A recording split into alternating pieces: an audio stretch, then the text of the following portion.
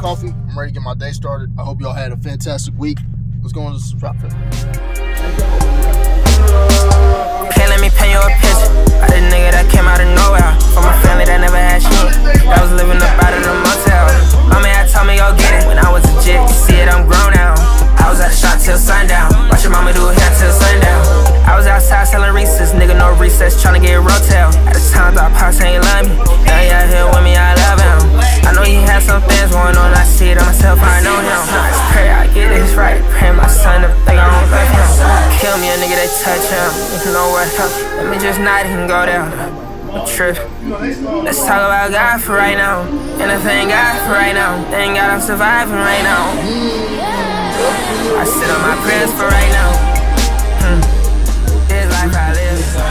Got so much issues. Thank God I'm dealing with. Up at the shop, and I just had some ice cream, so my stomach is punching, bro. Nothing on the agenda tonight, so we're just gonna go hit a little chest day. Let me know if y'all like these little weekend and the weekend of the lives. This is where the bulk of my week happens. I don't really do anything from Monday to Wednesday. So starting Thursday, Friday, Saturday, really when I, shop is busier, obviously, because I work in a barbershop. I'm outside, I guess. But yeah, so I'll see y'all probably at the gym. If not, I'll see y'all tomorrow morning.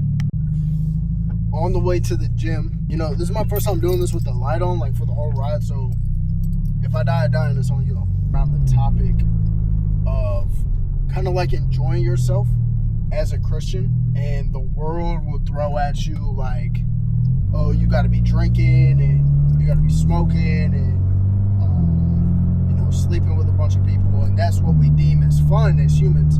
But that's like detested in the Bible. You know what I'm saying? But there is a stigma of like, oh, Christians don't drink at all, like not even a sip, blah blah blah blah blah. But I feel like, not what I feel like, the Bible preaches a sober mind is what you're supposed to have. And I think in the root of that, the message of overindulgence is something that everybody should look into, because it's not, alcohol is not inherently a problem. You know what I'm saying? I think overindulgence is the problem as an action, overindulgence in anything. And I was thinking this past week, I was at a young adults group yesterday, since today's Thursday, and the guy that was leading the group was talking about how, the week after Easter, or like Easter, everybody goes to church on Easter. There are a couple times a year that everybody goes to church. That's Easter, Christmas, stuff like that. And people are so on fire for God, and then we go to work on Monday and that kind of dies out. And it was like, how can we keep that fire going?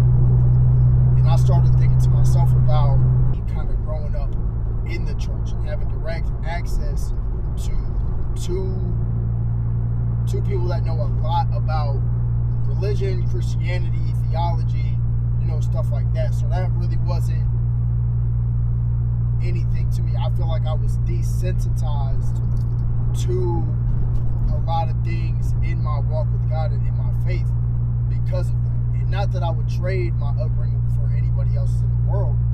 I just think as the dominoes fell and as the cookie crumbles,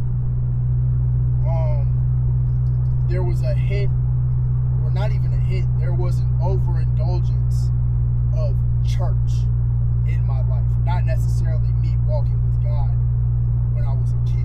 I think there was an overindulgence in church, which led to a desensitization of, if that's even a word. I was desensitized to the importance of church when I got to the age where it was like, I'm bringing myself to church and I'm not riding with my parents to church. I'm not forced to go to church. I stepped away from it for a little bit because I had so much like built up, I don't want to be here and I'm forced to be here. It's just my parents making me go. And thankfully, thank God, I found my way back. But I think overindulgence is the root problem of a lot of things in our life. For me, it was overindulgence of being in church, I feel like. in turn prohibited me from seeing the importance of church. And even now, I feel like as much as other people, when I know comparison is not what we're supposed to be doing, I think when I see people grab and hold on to church so tightly and it's so uber important to them, I don't really get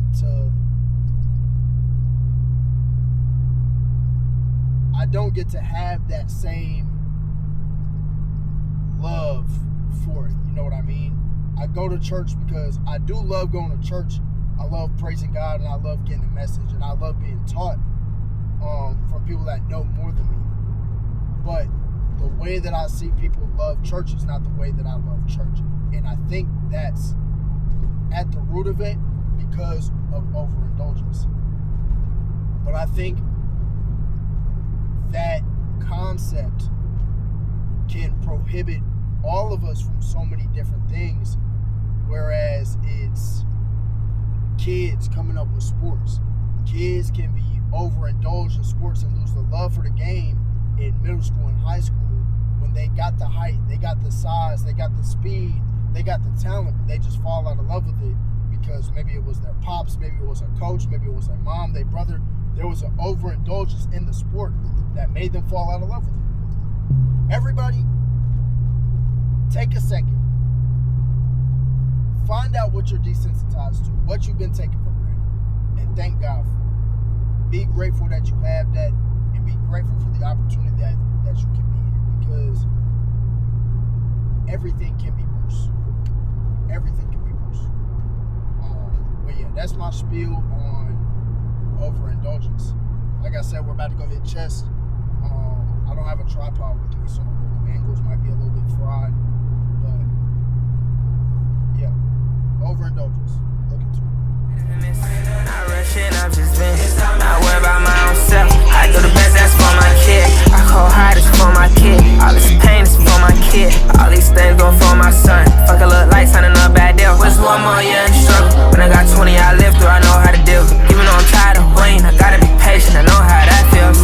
I know it get hard, but this right here, it takes some time. I be looking at all this success, I can't get impatient, oh I got time.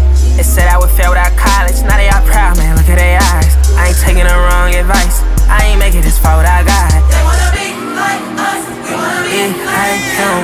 I ain't coming far without God, no. Let's talk about God for right now, and I thank God for right now. Thank God I'm surviving right now. Bro.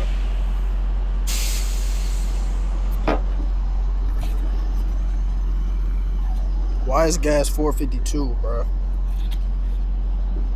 Yo, Big D Trump. I don't support no president for real, bro. This gotta stop, gang. I ain't gonna lie. I'm gonna tell you, what's the word? What's the word? Yeah. I can't really tell it's either. That was spot on.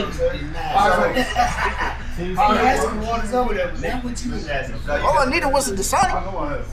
Couldn't give me a Dasani. I'm like, I already know they not right. I got it. Those need to get ready for a peak picture. Those need to walk right side, though. I thought I was playing.